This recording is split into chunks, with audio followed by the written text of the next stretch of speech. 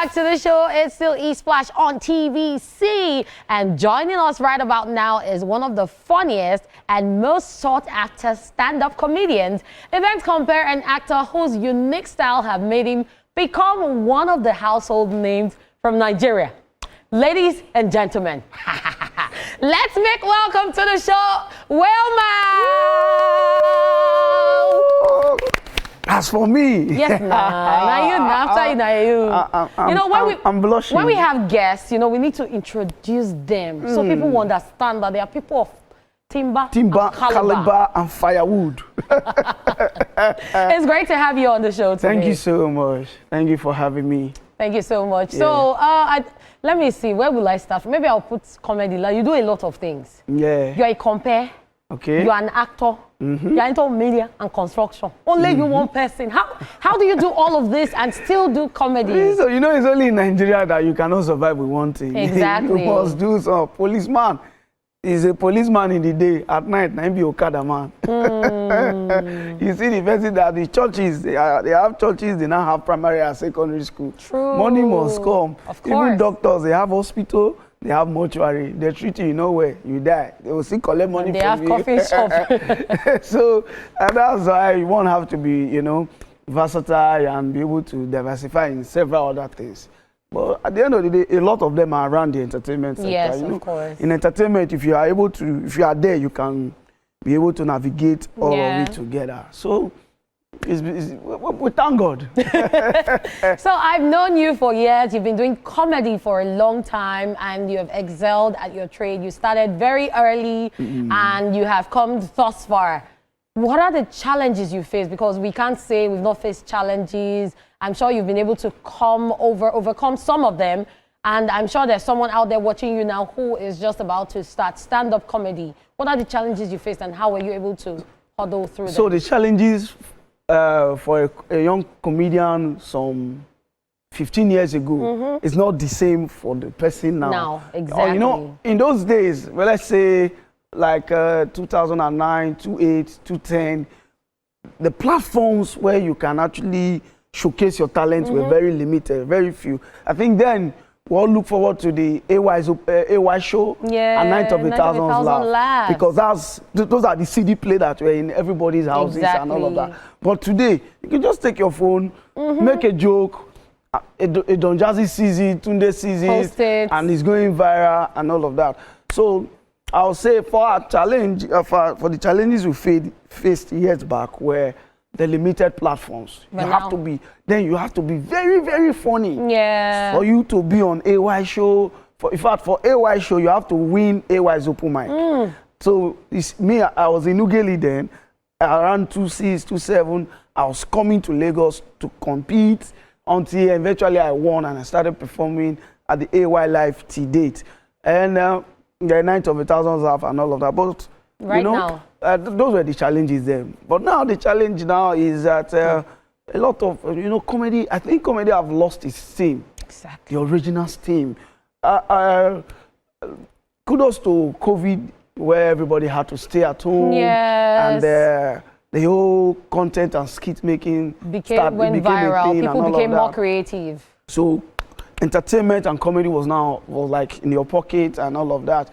But the good thing is that people are waking up, people are coming out now, comedy shows are beginning to wake up, and I want to be part of the people that will sustain, stand-up comedy, because that's the best part of me. Yeah. If I have an idea, when others are thinking of how to make a film out of it, how to do a skit out of it, me, in my mind, I'm like, I want to talk this thing for stage because I enjoy, having that crowd conversation. Where you say something they are not expecting and the audience is amazed and they laugh and all that. So for now, we need investors in the comedy industry.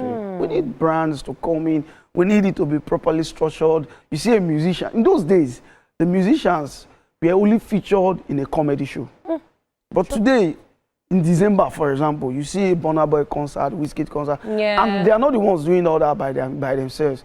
You have a promoter paying them off and say, you know what, take this $10 million, come and perform for me. And the musician the only thing he thinks about is his music and his performance. But for a comedian, you think of the jokes, you write it, you style yourself, you pay for the venue, you look for the brands that will come and you beg people to buy tickets. Everything is on you.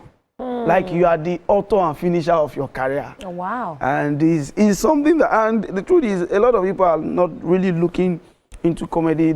Probably maybe they feel it can't be monetized. I don't think, because in this same Lagos, same Nigeria, we've seen people who came to Lagos with Ghana Must Go, people, someone like me that came to Lagos on a night bus, and you know, today the story is different. We've moved from that point where, oh, I was staying at Ikorodu, but now I'm staying in Lekki. So that means there's money in this industry, and with proper structure and proper investment, it will go further. Okay, I'm sure you have a whole lot to say, but for those of you just joining the show and you're wondering what are we talking about, let's check out some of the content by Whalemouth, and he will still be in the studio when we get back. So while we were watching that, I remembered the first time I met you, because that day I was working at a TV station and they said we had a guest, Whalemouth, and that's like over 10 years ago, So I was expecting someone with very big mouth. And then I said, I'm like, why is his mouth so small? So I'm sure a lot of people have asked you over the years, why the name Whalemouth? Why the name? So a lot of people ask the question, why Whalemouth? So first thing is, I picked up this career at a very young age. I was so small. Like, I should be like 2004 SS1, you know? That was like 21 years ago, if I'm not mistaken. And I was so smart, and I'm like, okay, there's basket mouth, there's this. I need a name that, you know, people won't be expecting, like the expectation should be like, is this person? The name should go before me. And I'm like, okay, what's the biggest mammal on earth? And that was the whale. And I'm like, okay, since at that time I was thinking I should be the youngest and smallest comedian. Small but mighty. So I said, Whalemouth, you understand? So, and that is it, and that's the name today. I don't forget, it was the whale that swallowed Jonah. So when I come on stage, I can swallow anything. Now you're taking us back to the Bible. Okay, still talking about comedy. There's this thing with comedy clubs. A lot of people attend comedy clubs because that's where young and upcoming and even already made stand-up comedians come to test their jokes. But these days, it's become watered out, and there are a lot of jokes that are not even family-friendly. What do you have to say about comedy clubs? And then I think you have a show coming up.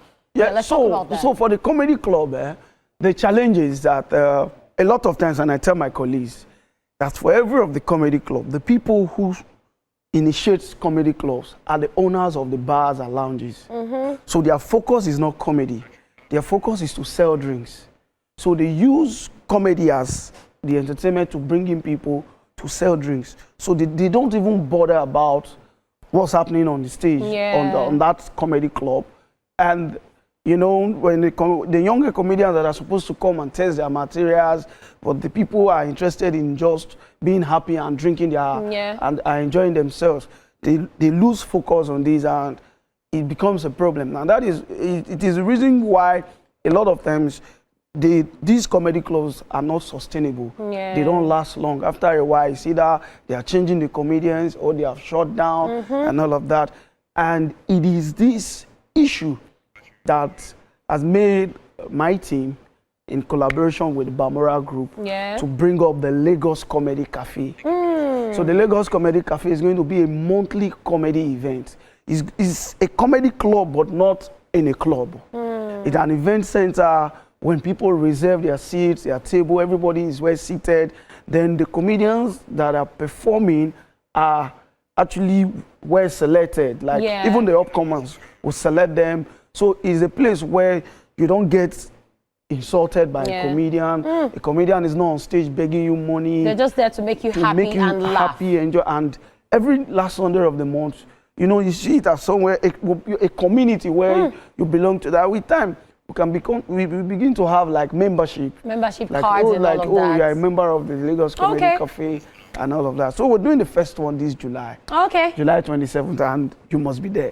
Where is it at? It's at Federal Palace. That's the Bamora Convention Center. All right, since we're talking comedy and we're talking about happiness, here is this week's reminder that happiness is free, guys.